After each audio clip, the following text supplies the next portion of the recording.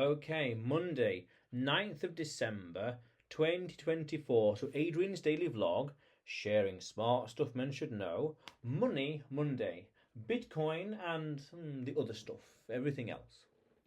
Doing nothing, hodling, is an acquired skill.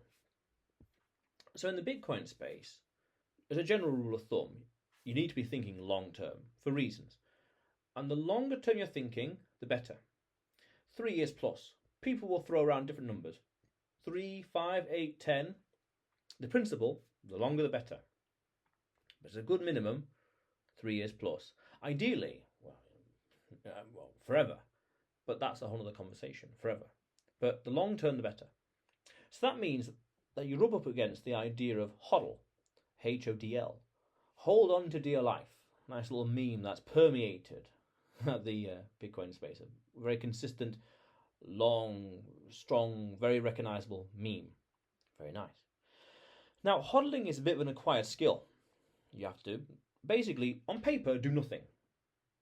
But in practice, because of humans' fidgetiveness, let's say, it's not easy as a practical matter.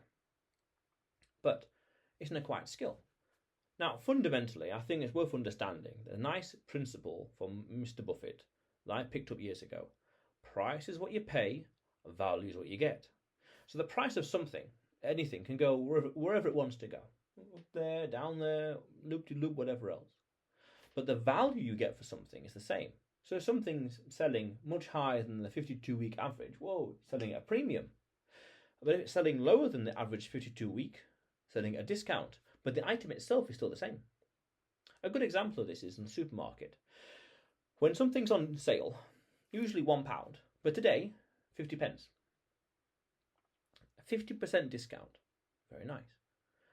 Does that mean that the nutritional value of the product is 50% less? No, it might be marginally less because of wear and tear, nature, entropy. Does it mean the product is 50% smaller or fewer of the things in the packaging? No. Does it mean the product is 50% worse off or in some way worse in general? No. The product is still the same, whatever that may be, from £1 to 50 pence. So therefore, the item is still the same. The price has changed.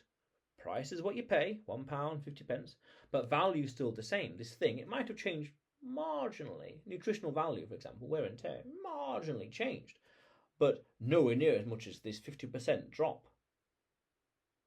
And that's a good deal.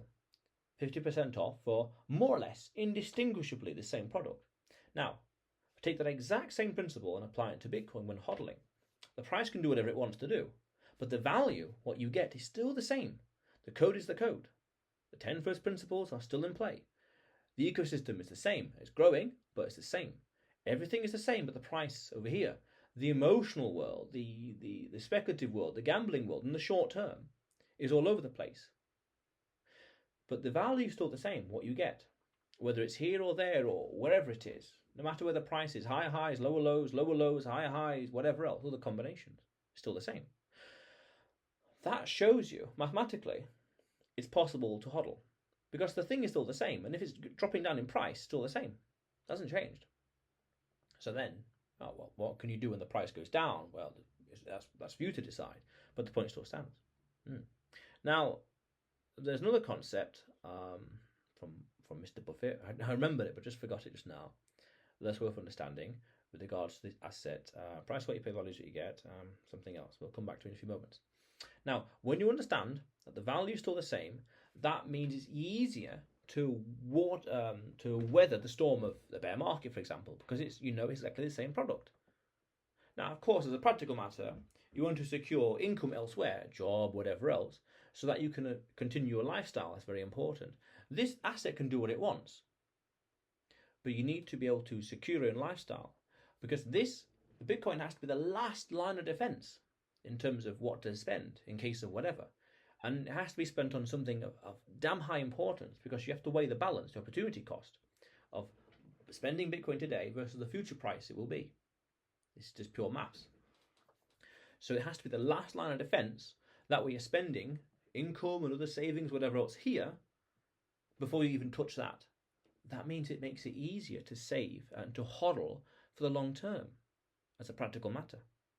And then you could say, well, brush up against this idea of, if you never sell your Bitcoin, how do you access that liquidity? I did a video about this as well. Never sell your Bitcoin, but what is better? What is smarter? Well, that's a whole other conversation.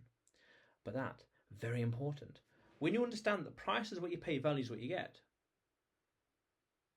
no matter what the price does, you know that you will get the same thing in the end. And I remember the point now. Another interesting concept I picked up as well is, what in my time in the markets is, when in doubt, zoom out. When in doubt, zoom out. That's it. Because in the short term, from Buffett, the short term, the market is a voting machine, swings all over the place. But in the long term, it's a weighing machine. It's a weighing scale. So, as a principle, when in doubt, zoom out.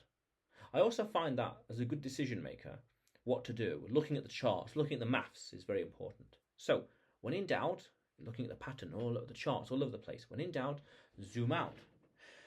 And then you start to notice something very interesting. On the longer the time horizon, what did I say earlier? The longer your time horizon, and the longer the time horizon you look at the price, especially as a logarithmic chart as opposed to, say, in dollars, you notice a striking pattern, a striking trend.